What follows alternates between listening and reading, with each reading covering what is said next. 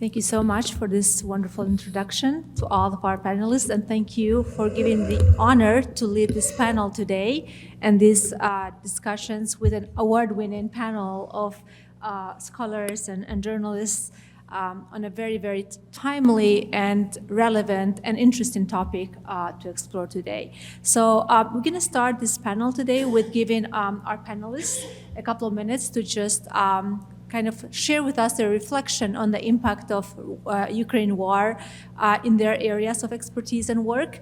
And then we'll follow up with some questions that I have prepared here, and hopefully we'll have time to also engage our audience into a conversation jointly with our panelists.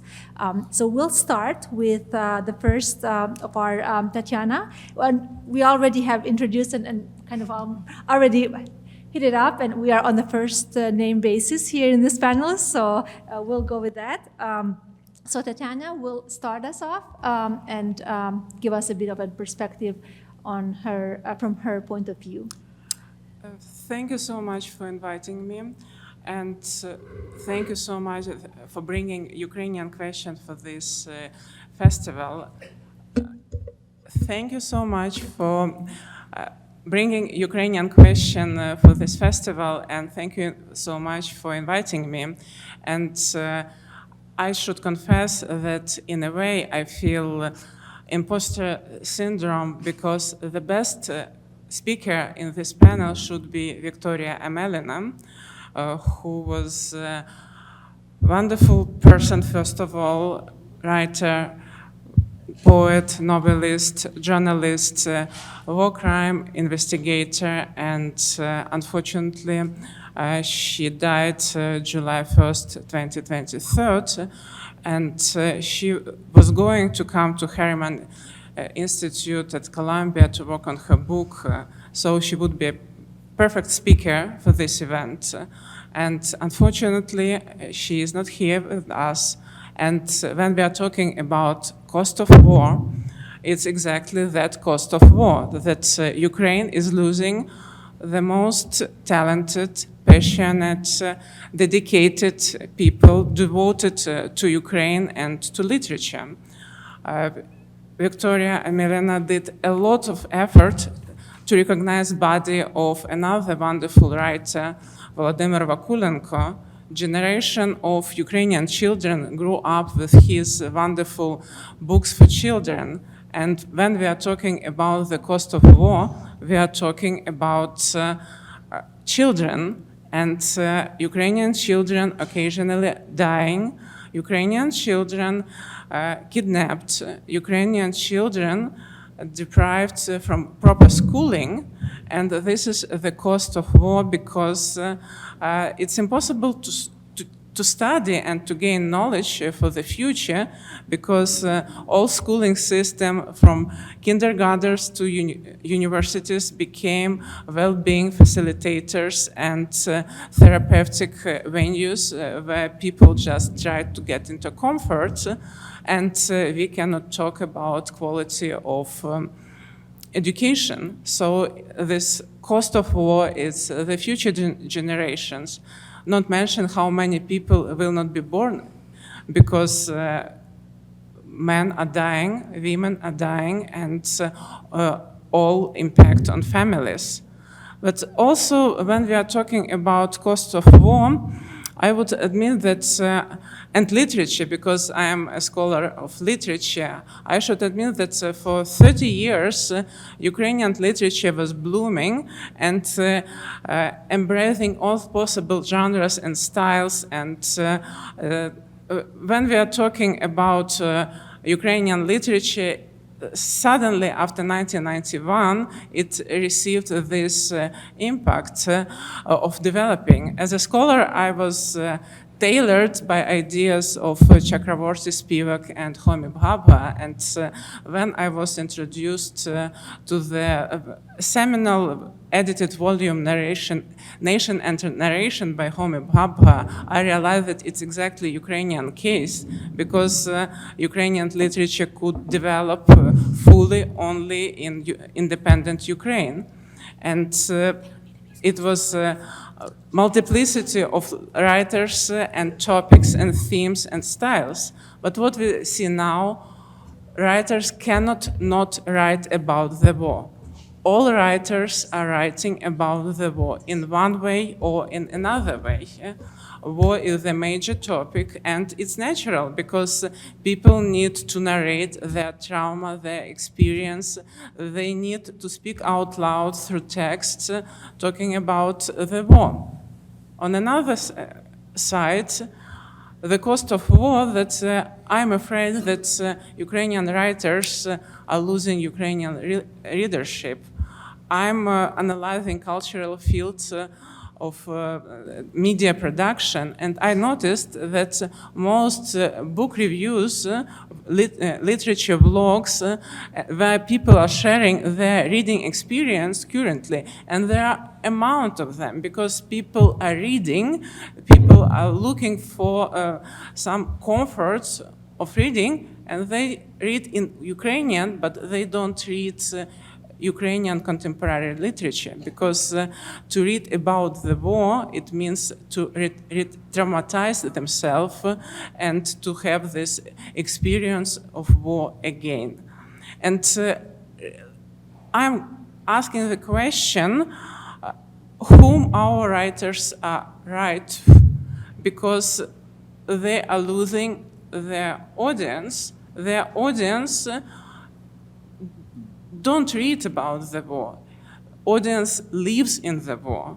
And I'm afraid that at some point, this generation of writers will be generation of the war narration, and their writing will go to school curriculum, which we should know, but we don't read for pleasure, we don't read for entertaining, and it would be literally literature for school curriculum, as we had literature, Ukrainian literature for school curriculum from 19th century, when literature completed very particular function to keep Ukrainian nation alive.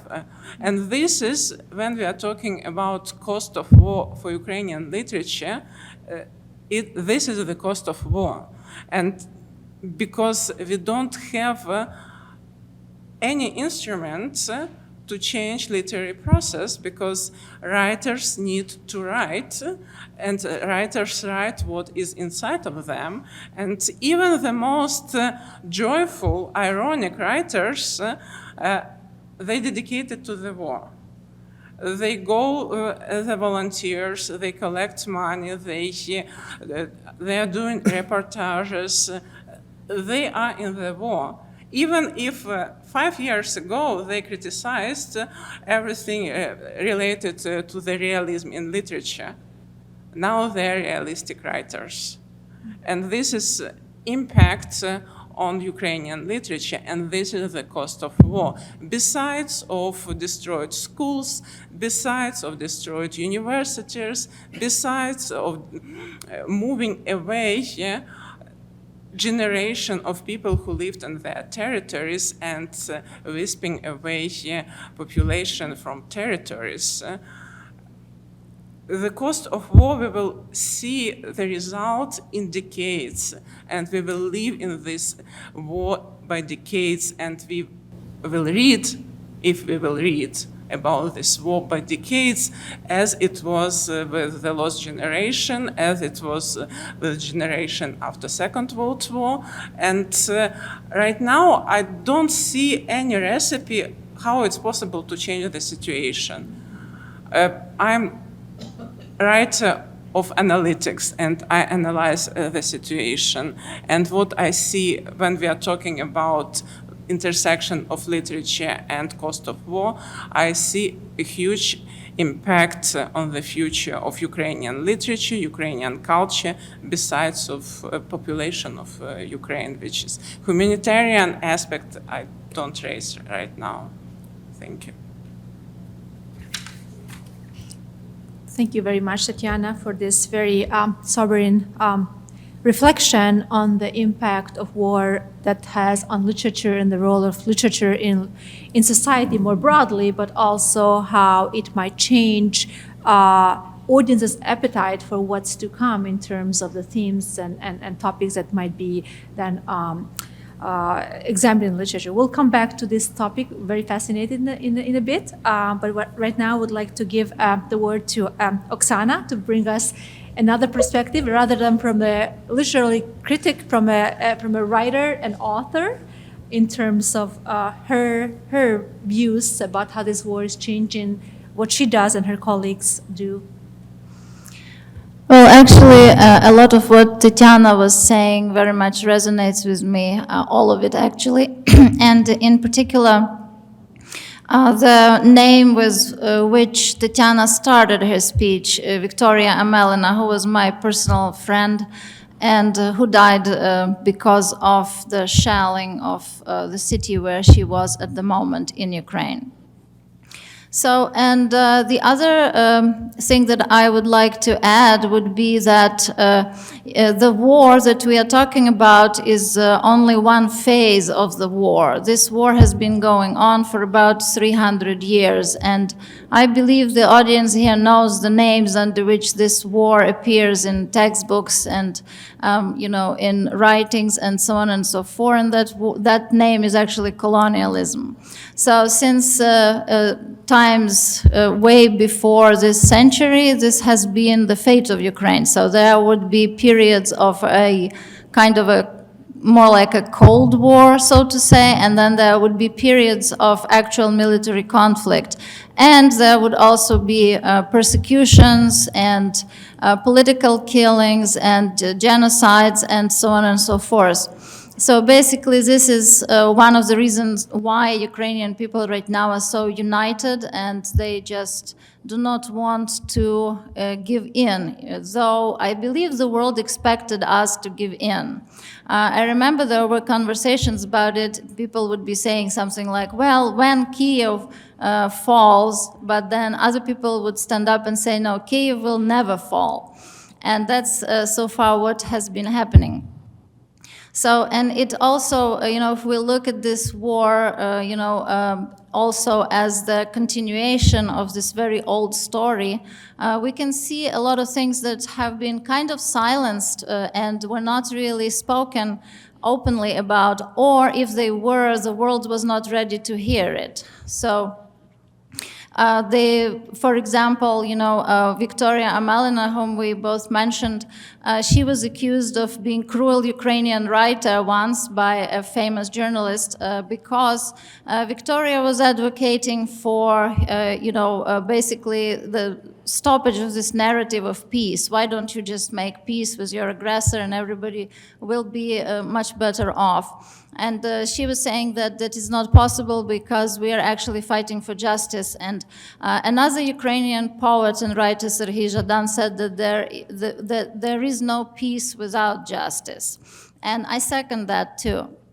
So, and when talking about Ukrainian literature and the cost that this war the cost of this war, and when we are thinking about the writers who were killed in the conflict, we have to also remember that a lot of them are actually fighting.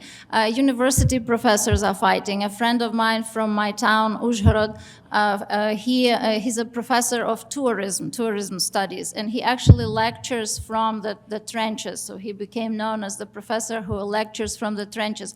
And again, if we think about the trenches, it's a very old idea of war. It's 21st century, and people near Bakhmut are literally sitting in the trenches full of water, and their feet crack because it's so wet there. And he still manages to teach his students from there. So, and we also have to think about tons of displaced women and the fact that they suddenly now are solely responsible for the family well-being and for the kids, because oftentimes it's the man that will be in the army. This means that these women's, dreams will also be crushed because all the brunt of war will be on their shoulders. And so everything that basically we fought for as feminists would be suddenly it would suddenly disappear, because we would come back to some kind of a very old age, Stone Age kind of a situation. So these are the things that I think about when I think about the cost of war, and I'm really hoping that the dialogues and the possibilities for us to speak in front of the audience and to exchange ideas will bring to the world the truth, what we really are fighting for.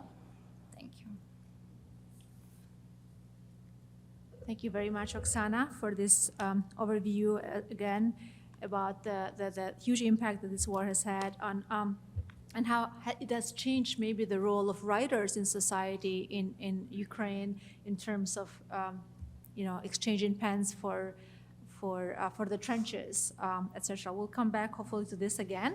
But right now, I would like to give the word, kind of maybe switch a little bit the discourse from looking at the impact of the war on writers, on the literary and fictional literature, and then examine a little bit the role of the war, or the cost of the war for journalists, for people who are in the front lines documenting what is happening there, sometimes in real time, sometimes from far away, in different ways, but trying to kind of bring those images of the war back to the audiences globally.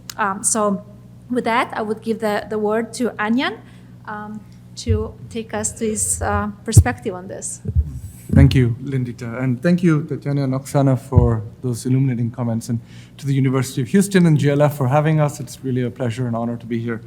So, my name is Anjan. I'm a journalist from India. I mostly worked in Central Africa, and on covering some of the ignored and forgotten wars over there, my perspective on how the Ukraine war has changed media and literature and global coverage really is largely because of this unique situation where, as the West has been pushed out of Central Africa, Russia has stepped into that space and is competing with the West now.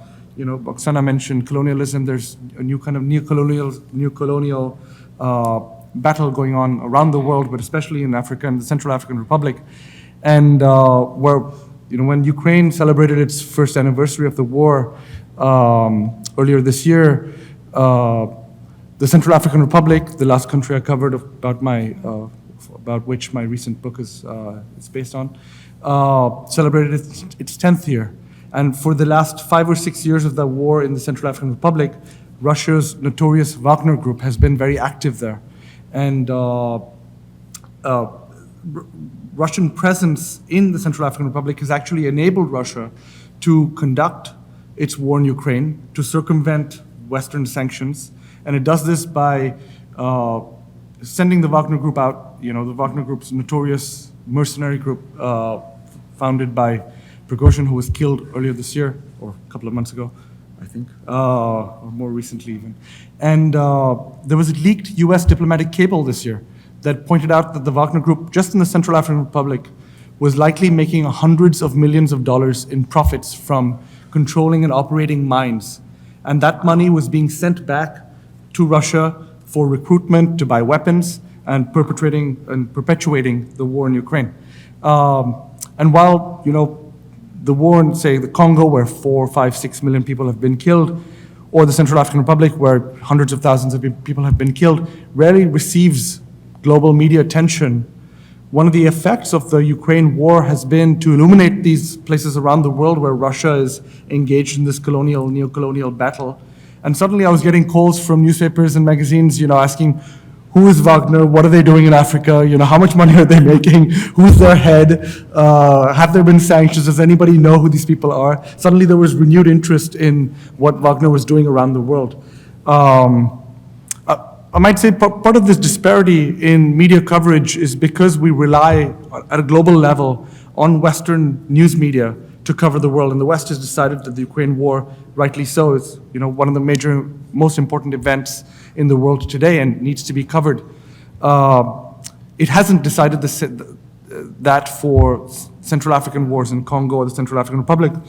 And I would maybe pose a question to all of us, and happy to engage, about whether the Global South can become more present in reporting on conflicts around the world. Why are we depending on so few actors, Western actors primarily, to give us news about the most important events in the world today, such as the war in Ukraine? If we had more balanced coverage, say, Nigeria reporting on the Central African Republic, or India reporting on, conflicts in Myanmar, we would have far more balanced and equitable coverage of these events and, different perspectives from around the world. And so, I would just maybe pose that and open. Yeah. Yeah. Thank you, Anjan. We'll come back to that question. Actually, it's one of my questions I was hoping we can address as well. But I would like to go back a little bit to this idea of how the war that both Oksana and Tetyana were addressing, how the war is impacting, like looking at the impacts of the war on human loss, starting with your colleague who passed away in this conflict. And also looking at a little bit about at the role of authors, right? Fictionally authors to be part of this war in this way, kind of fight this war, if you will. So these are more immediate, I guess, consequences we can discuss, right? And I was interested to see or hear your opinions about what might be long-term consequences of this war on literature and the genres. We know that the last big wars had a huge impact on how authors were not only documenting these scenes, but also how they were documenting the ripple effects of the war on society in the aftermath of the war. So I'm wondering if you can speak a little bit about how this war might change or impact the literary genre, the topics. Might we see more of a return to the anti-authoritarian theme that was so dominant after the First and Second World War? And as you, Tetyana, also said, like this might have a switch in terms of the role of literature might play in society going forward. I think that on one hand, this war will be in writing. On another hand, writers would need to find new language to deliver message. I also believe that for the several decades when witnesses of this war were still alive, the demand of truth would be primarily. Recently we had a huge scandal in Ukrainian media field because some TV channel made a very smooth TV show about invasion in Mariupol, and they made truth-like, and people were clean and beautiful, and international services came, and it was to rescue them, but it was not clear why those people did not want to go. And it was such a scandal, a way of protest of the viewers of that TV production, because witnesses in Mariupol and in all other cities who were in the same place and had that experience, they blamed producers, makers of lie, of manipulating facts. So demand on truth would be primarily. And since Ukrainian civil society is strong, actually there was impact that this production was rolled back, and makers promised to edit it and to make another edition of this product. So I believe that this literature of fact would would dominate the field. Another way here that since we have this diversity of different genres, I think that different forms of literature, drawing, comic, all those medias which would help to deliver message, especially when we are talking about international audiences, because society become visual society, and we are craving for visuality. So I guess that there will be some change in that area. But again, I'm analyst, probably a practitioner. Yes, yes, of course. Of course. Actually, it's true, and people who research literature now have observed exactly those tendencies. But one question that we have to ask ourselves is, how do we define literature? Very often in our framework, literature was these great British novels or something like that, and great Russian novels. So basically, novel is the way to measure what is literature. And yet, literature of fact and this kind of shorter snapshots of realities that people write right now is just as valuable. And it's basically the only way really to capture what's going on, because there is no time to sit and to make all the historic connections. Now, I think that's also a loss, because one thing that novels do is that they actually capture a lot of these connections. And when, Ukraine has been in this colonial situation, and then also colonial situation squeezed into totalitarian state, our writers just never had opportunities to make those connections because they were persecuted. And therefore, a lot of things that now the world takes for granted are simply there because the world never had a chance to examine the true legacy of the Soviet Union. And I don't just mean military legacy or its statehood, but also basically the epistemic legacy, like how did it make us think? And actually what Anjan said about Africa is extremely interesting, because a Ukrainian writer, Serhiy Senhaivsky, just published a few years back, he published a novel, Doroga na Asmaru, A Road to Asmara, and it's about Soviet era mercenaries that basically, kind of like Wagner Group, were ransacking Africa, and that somehow Soviet Union never spoke about it, and the world also didn't speak about it as much as it deserves. And so basically what we see now is all these processes having come to an end, and suddenly everything revealed. So life kind of works like a novel itself. And actually, the other thing that I did want to mention is the new themes and topics. Lubko Deres, a Ukrainian writer, when interviewed, said something interesting. He said that basically, instead of these themes of sadness and grief and crying over victims that we've had for centuries in our literature, we suddenly have the theme of struggle for what we believe and victory, which we usually didn't have in our literature, because our history kept, defeating some of these efforts, and we still stayed in this colonial situation.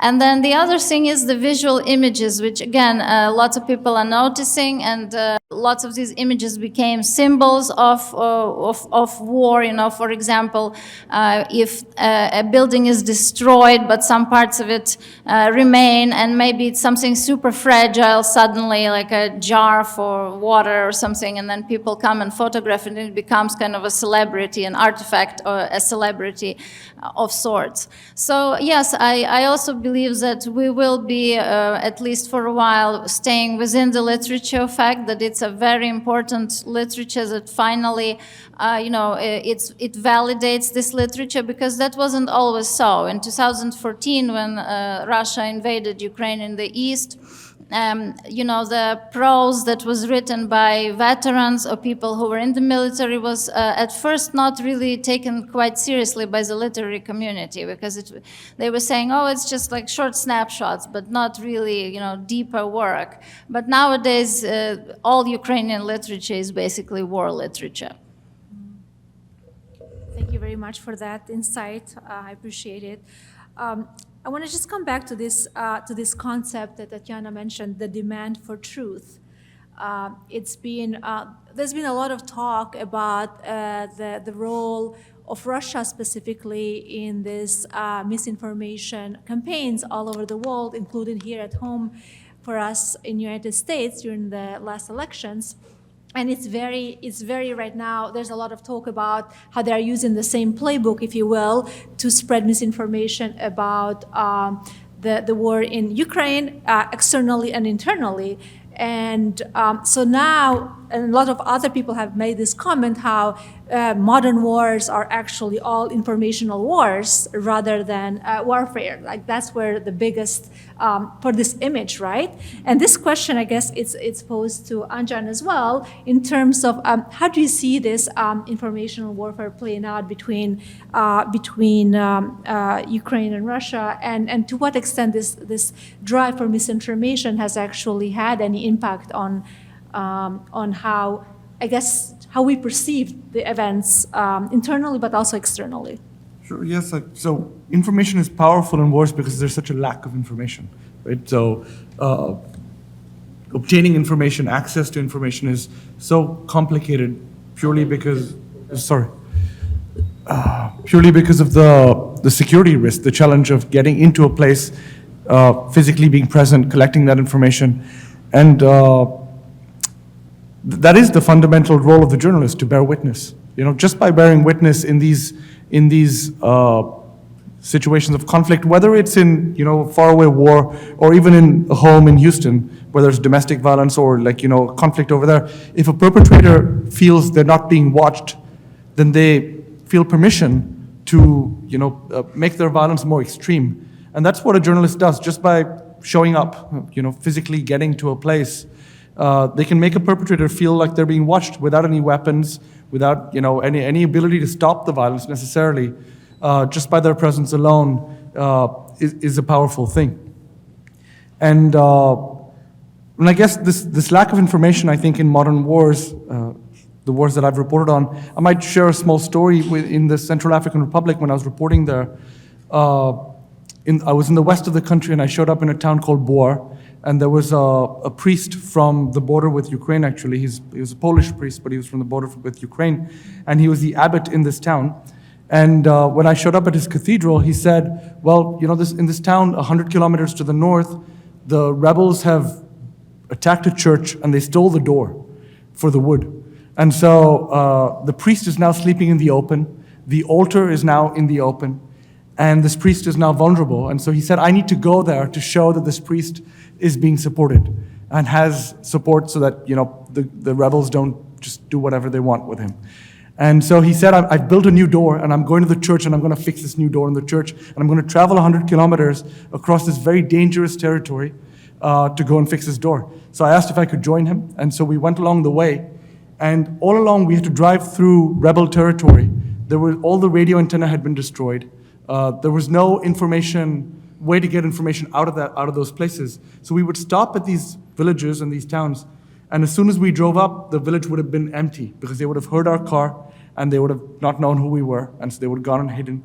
And then the abbot Mirek, he would, you know, honk a few times, and somebody came running out in each of these villages. Somebody came running out from the, you know, forest or behind a house somewhere, and ran up to our car and shoved a piece of paper into my lap through the window. And on that page, in neat handwriting, was all the people who were sick, what medicines they needed, you know, what food they needed, you know, all the names of the children who needed help. And so we went from village to village, town to town, and we collected all these pages. We went, fixed the door, and we came back to Bor, the capital.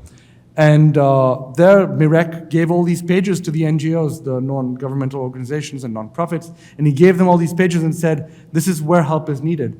And I said to Mirek, you know, you're being a journalist, and he said, you know, I don't have a byline, you know, I'm not published anywhere.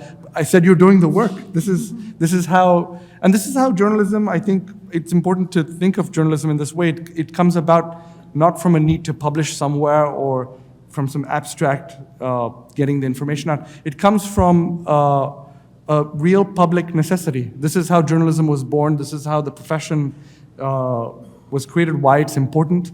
And it doesn't matter if it's practiced by a professional journalist or by a priest. We're all doing the same work. We're trying to hold power accountable. We're trying to get help to people who need it. We're trying to, you know, help people who can't have their voice be heard, have their voice, express themselves more widely. And that's really the fundamentals of the work. So the wars really change how journalism is being conducted and by whom. Yeah, thank you. Do you have anything to add to this theme? I know that, but just following up a little bit on that topic. Yeah, go ahead. Sorry. I was thinking, reflecting what you were saying in your first statement about making reportages and who makes reports and how.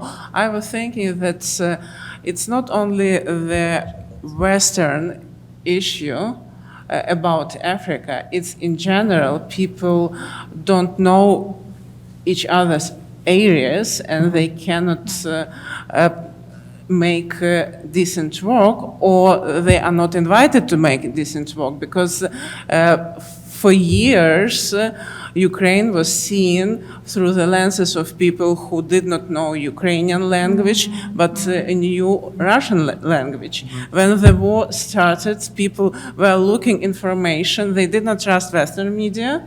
And where did they look for information? They looked for information in RT or other Russian language sources, because for them it was a voice of alternative. They were looking for alternative and they found it. And this is the issue of languages, how information is delivered and who is grasping it. Because one thing to go to the field with somebody who can understand Ukrainian, and another thing to go with somebody who reads only in Russian. And the same story with all those African issues. For decades, there was this mythology about Soviet Union supporting Africa, about Soviet Union bringing money and supporting anti-colonial discourse. And no one wanted to think that Russia exploited Africa in the same way as other colonialists who came there. And actually, this case of Wagner, it's very visual right now that Russia had own business interest there and made money. And Wagner became millionaire, I don't know, but but he was milking Central African sources for his sake. So it's a question of language. I think it's interesting, we're at a book festival. I have a Ukrainian friend who was asking me for help trying to get her book about the war published in Ukrainian. And the people I reached out to in the book industry, it was interesting how they said, well, Ukrainian, they're used to having Russian be a global language and the stories from that region being told in Russian. So suddenly they were kind of confused about how to publish a Ukrainian book and market a Ukrainian book. There was no real tradition in the world, and yet those are the stories that need to be told in the Ukrainian language. These are really, really important points to make, how language gives you access, but also can be a barrier, can be a hobble to really overcome in telling these stories that are important to tell. In the case of Ukraine, though, when we looked at the media, especially Western media coverage of the war, I would say that there was really not that much lack of access. If anything, journalists have had some of the best, widest access to information, at least on the Ukrainian side. I'm talking about here. Just one of my co-workers from Kosovo actually went and drove 18 hours and went to Ukraine to report on Ukraine, which is really fascinating, amazing. So what I want to say is access to this war, at least from the journalists outside, has not been a problem. And my understanding is also there's lots of people involved in the reporting, local journalists who have been as intermediaries of this narration with the Western journalists. But the question I want to ask as a follow-up is, what kind of stories are we focusing on? How are journalists telling this story. There's a lot of criticism in journalism studies how most of the war reporting focuses on military actions. There's a lot of focus on war, what we call the war frame, at the expense of the peace frame. And I'm wondering to what degree this is playing out again in the case of the war in Ukraine. To what degree all these stories are focusing on the war rather than trying to bring to us some kind of stories of hope and peace and talks and some kind of a different narrative, I will. So that's, I guess, what's your perspective on the narrative we are getting, especially externally, since all of you are based here, more or less? Well, if we're talking about the actual Ukrainian literature right now, then I would say that there is a variety of stories. Some focus on the military action, and some are more like philosophical, a train of thought of somebody who is forced to being a soldier right now because such are the circumstances. But also there's lots of stories of people who are refugees, who had to leave their homes and who are civilians, of course, and they might have seen military action or not. They might have gotten out before their particular city was bombed, but nonetheless. And also testimonies, people who were captured by the Russians, who were tortured. There are some books now available in English by the name of the writer is Aseyev. He just published some books with Harvard on that. They are he's a journalist, and his account of being in captivity. Then Victoria Melina, whom we mentioned, she was collecting war crimes. She was working with an NGO that was collecting the testimonies of war crimes, but she was also writing a book about fellow journalists and fellow writers who found themselves in these towns, and some of them would be, helping locals, kind of acting like an NGO in one person, and so on. And so that book will be published eventually with one British, I believe, publishing house later when they finish compiling it, because she only left drafts, and now her husband and a team of her friends are trying to put it together. Right. I guess what motivates me in many of these situations of conflict, the stories that motivate me are of inspiring individuals. And Mirek, the Polish priest whom I mentioned, is one of them. Another one might be on the front line in the Central African Republic. As people were fleeing to find safety, there was a cobbler, sitting on the ground and fixing everyone's slippers and shoes so that they could walk faster through the jungle. And he didn't take the opportunity to flee himself. And so sitting with him, spending time with him, was important, because I think people like these are the heroes in these wars, and often they go unsung. The stories are not told, to your point. And I'm now reporting in Mexico on environmental conflict, and I think there's a similarity with the Ukraine war, where these communities, very poor communities, marginalized, often indigenous in Mexico, they're fighting drone wars against cartels, against the government, to protect a mountain, a river, a forest. And these communities are absolutely heroic, and it kind of stuns me that despite the importance of the environmental conflict, the environment, we're in the age where this may be the most important battle of our time to protect our natural resources. Many of these brave communities and people, very inspiring. Their stories are not told. They don't reach the mainstream media, in this case in Mexico or internationally. And the same can be said for these characters, for these people I've mentioned in Central Africa. Somehow their stories are not told. And for me, this is really what motivates a lot of my reporting and my writing as well. To go and find these people, spend time with them, understand the risks that they take, and convey some of their inspiration to a wider audience. Well, thank you so much for that. I appreciate, and as a journalism scholar and critic, it's refreshing, and I have read some of your stories. It's refreshing to see those humanistic side of the stories. This is the part of our panel where we would like to open it up to our audience to see if you guys have any questions and for our panelists here.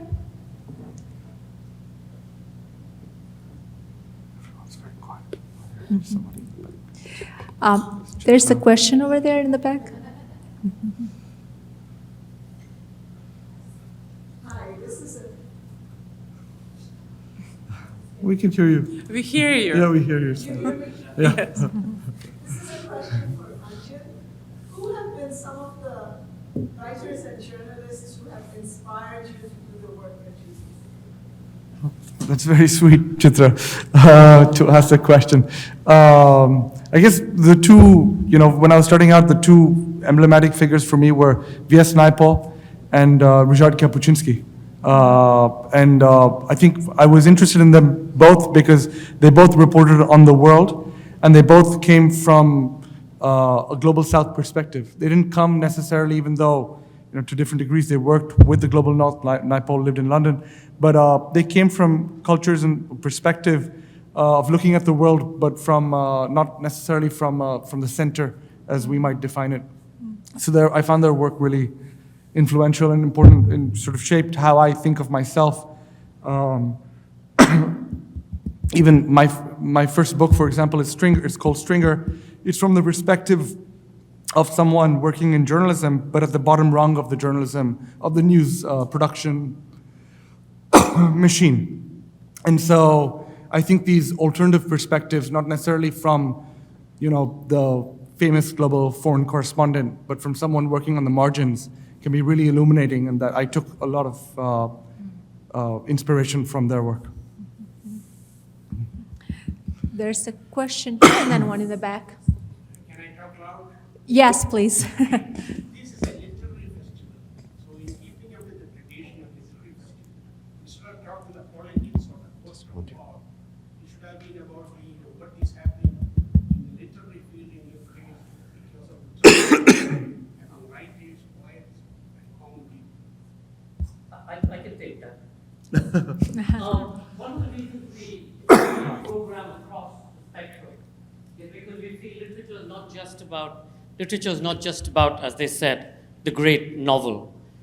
You have to report, again, quoting what you said, you have to report the now in a way that everybody is aware of what's happening on the ground.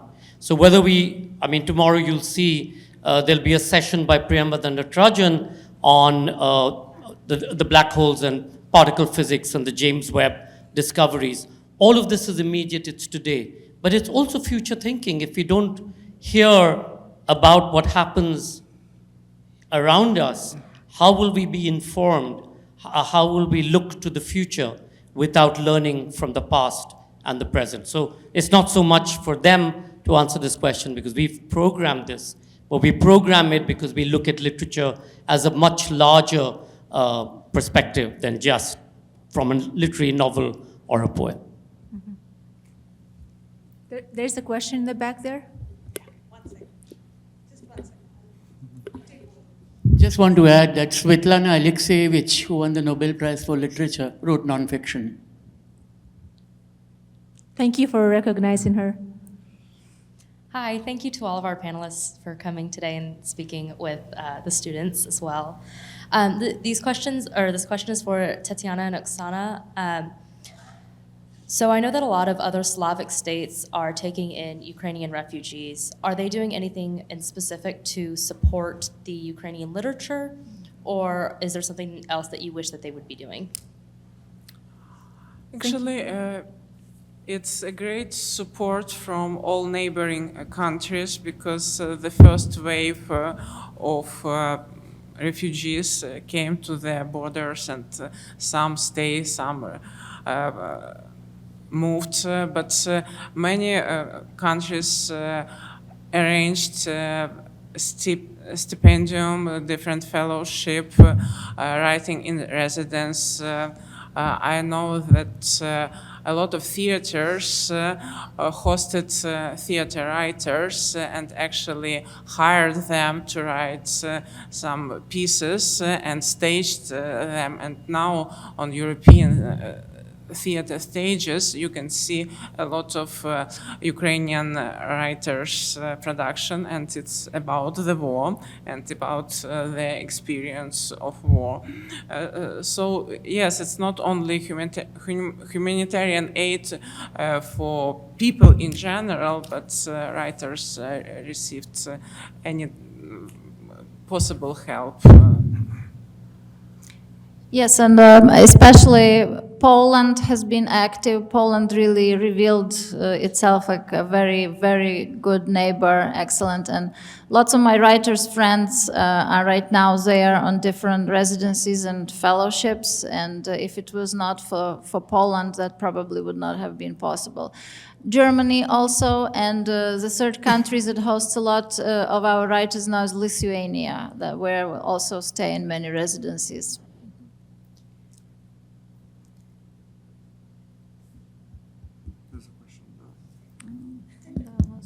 Thank you. Okay, I'm not actually sure how my question is going to come out, so just forgive me if I, misspeak. However, I'm just going to say it however it comes out. My question is for the war, which is right now so on the minds of all of us. To what extent does a character like Vladimir Putin play the war? I don't want to use the word play, but I said it, I didn't mean it in a negative way. But what extent does he manipulate the continuation of the war off the battlefield through media? Obviously, misinformation seems to be our big war in this era. And that means lies, it means misrepresentation, it means just, it's just everything wrong. And then people want to go and believe it, or they don't, but they don't know what to do about it, So I feel that's a very big, that's the war we're kind of dealing with. And to an extent, you want to just be like, okay, I don't see it. Okay, I'm going to ignore it. And but it's still there. It's still hijacking people's minds. And I think that hijacking of somebody's brain is a big danger. Because when you do that, you convince them to do other things. Right. And so when I have a question, but it's just, I'm expanding the context. Almost there though, sorry. So in a sense, that's what the idea is. So because this is happening, there's kind of an ambivalence. And I think with journalists, they put in all their effort to provide us with the accurate, best stories, and the motivation is so that people can stand up against the war and to end it, right? But in Russia, that's not happening because, it is happening, but Vladimir Putin doesn't want it to happen because he wants to just keep lying. So those lies essentially take up all of the attention, right? So my question is, for a character like that, and Trump is a similar character here, how much attention do we need to give in the media to these people? Because they love the attention. They don't care whether it's good or whether it's bad. They're not sensitive that, oh, did I say something wrong and I hurt this person? No, they don't think like that. They take the attention and they just use it. They use it to manipulate. So the question is, how much attention is required? And with the goal being the end of the war, the end of the atrocities, because the war off the battlefield is powerful. I don't even know if I should use the word war, but off the battlefield, we can lead to peace. So that's my question, and I'm sorry for the long-winded question. Thank you so much. Honestly, I would like to have much less Putin on the screens, literally, because as much as he is on the screens, the more people are afraid of him. And he is loving to be on the screens. It's literally present continuous tense here. He is like a vampire sucking this energy from people's fears. And when Russia is eliminated from the dialogue, it's really a big problem for them. So if there would be less, it would be much more easy to fight this evil. It's my perspective. And I totally agree that those two characters are equal in appears in the media and manipulating people perception. And it's also something that's been going on for a while, even before the actual invasion. And I guess if we dig deeper, we can see that these colonial narratives were around, and then also the KGB narratives that were around for decades. So it's just that now the world sees it, and it used to be that people didn't. So, yeah. Yeah, just add that I think it points to your question about narratives of war, frames of war versus frames of peace, and I think it makes a case that, you know, ordinary people suffering from the war merit more attention than some of these protagonists and those who are framing the war, who obviously have an interest in it. Right. This is more of a comment than a question, but I was puzzled before I came about how this panel was going to work by pairing the discussion of literature with the most violent expression of organized human behavior, which is war. But I have to say that you've done a brilliant job, and I would encourage the Institute and JLF to perhaps transcribe this and put it into a white paper and put it up on the internet, because you have connected the dots so brilliantly, and it's been so beautifully curated by Dr. Camaj, that in 2 or 3 years, as a primary document to go back and reread what you've discussed today is going to be absolutely fascinating. Thank you.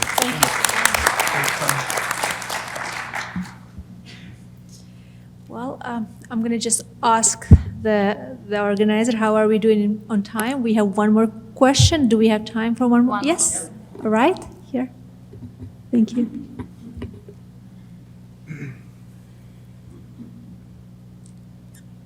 Thank you. Okay. So thank you very much. I'm Drangir Guri. I'm from Kosovo. And for me, it was quite interesting to hear talking about the war as a person that has lived a war decades ago when I was a kid during 19th, the war in Yugoslavia. And when you mentioned Victoria Amelina, I was like thinking for great people that lived in Kosovo and they had the kind of similar faith during the war, and how much a country or a nation could last during a war. In meantime, I was thinking about also the information environment that we have now, what was during the 19th, because several times I get back on time. And my question was from you, just to have your opinion about how you see the media information environment now, having in mind that now there are social media, different channels, multiple channels, comparing to before. Also regarding the disinformation and misinformation, as a scholar focused on disinformation, I would like also to hear your opinion on that. Thank you very much.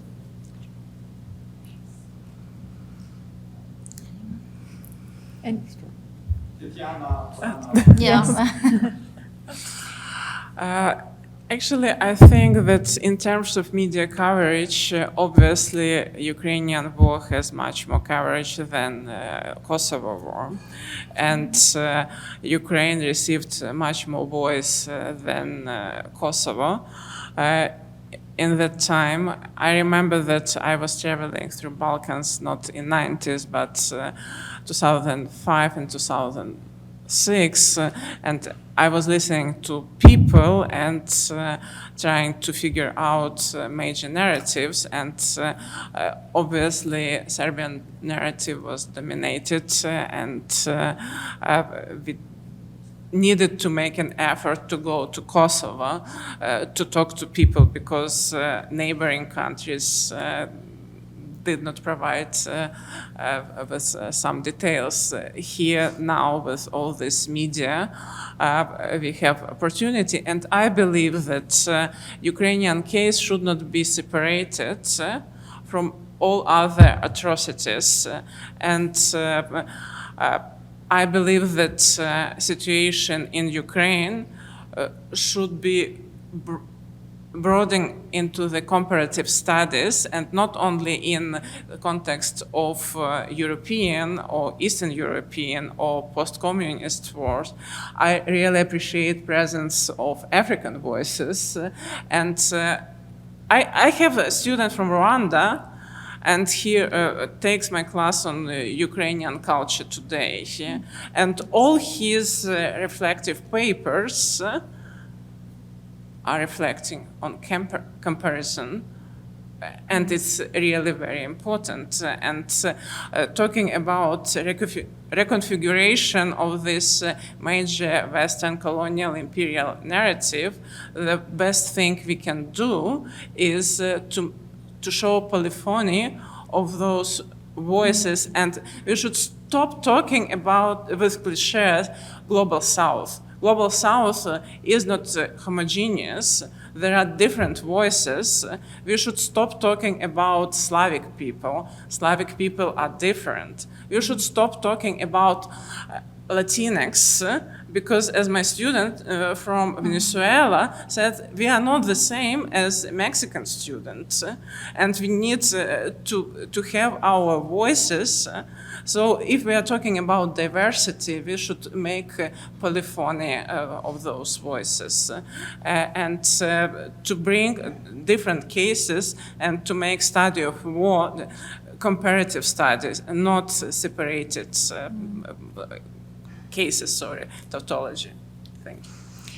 And I was also thinking about the fact that there's so many atrocities happening in the world, that Ukrainian war in Ukraine and the atrocities that happened there oftentimes were met by the world with, well, I shouldn't say indifference, but kind of like, okay, yeah, we've heard this before.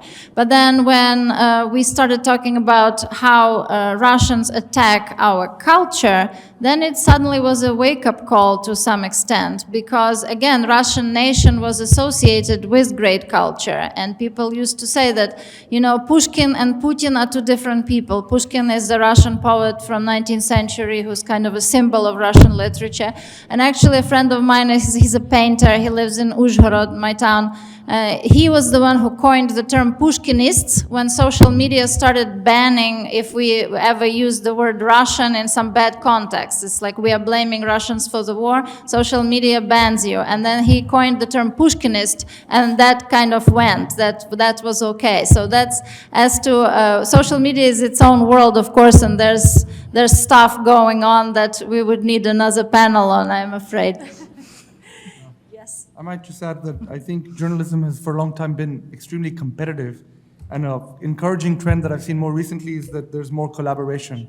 There's more collective. Some of the most important work in Mexico or in Africa is being done by collectives of journalists who are pulling their resources together. And I think changing how journalism is done and the kind of news that's broadcast and kinds of stories that are told. Well, I want to thank very much our panelists for these very, very insightful observations of the situation and how it's impacting literature, journalism, and culture more broadly. And also, I do agree with Tetyana's point here that comparative studies, comparative approaches are really needed, because case studies really help us understand, but then put context, and comparative approaches also the way to go. So thank you for bringing that up. And for this, I would like to conclude this panel, and please join the rest of the festival. Thank you.